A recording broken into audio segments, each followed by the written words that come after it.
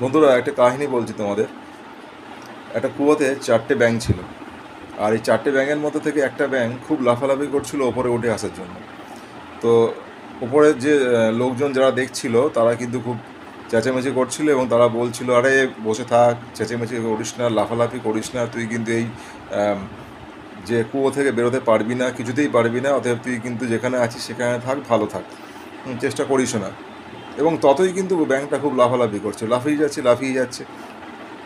তারপর দেখা গেল তার পাশের যে ব্যাংকগুলো তারাও বলছিল, কেন লাফালাফি করছিস ভাই, এখান থেকে বেরোনোর কোনো উপায় নেই, এখানেই কিন্তু আমাদের মেনে নিতে হবে, এখানেই আমাদের মৃত্যু হবে, অতএব ফালতু লাফালাফি করে মৃত্যুটাকে আরও কষ্টকর করিস না। কিন্তু ব্যাংকটা কোনো কথা শুনছিল না, ব্যাংকটা কিন্তু কন্টিনিউ লাফিয়ে যাচ্ছে লাফিয়ে যাচ্ছে লাফিয়ে যাচ্ছে। তো এরকম লাফালাফি করছে এবং ওপরের লোকগুলো বারণ করছে, এই কোনো কথাই সে শুনতে পাচ্ছে না। হঠাৎ করে লাফাতে লাফাতে দেখা গেল কিন্তু সে বাইরে বেরিয়ে এসছে। ঠিক আছে? তো সবাই ভাবলে, কি তুই বেরিয়ে এলি কী করে, এত বারণ করলাম তুই শুনলি না, তুই বেরিয়ে এলি। তো আসলে দেখা গেল ব্যাংকটা ছিল হচ্ছে কালা। ব্যাংকটা না কিছু শুনতেই পাচ্ছিল না কারোর কথা। সবাই যখন তাকে বারণ করছিল সে ভাবছিল আমাকে উৎসাহ দিয়ে বাইরে বেরিয়ে আসার কথা বলছে। তো এরকম হচ্ছে, আমাদের কালা সেজে থাকতে হবে।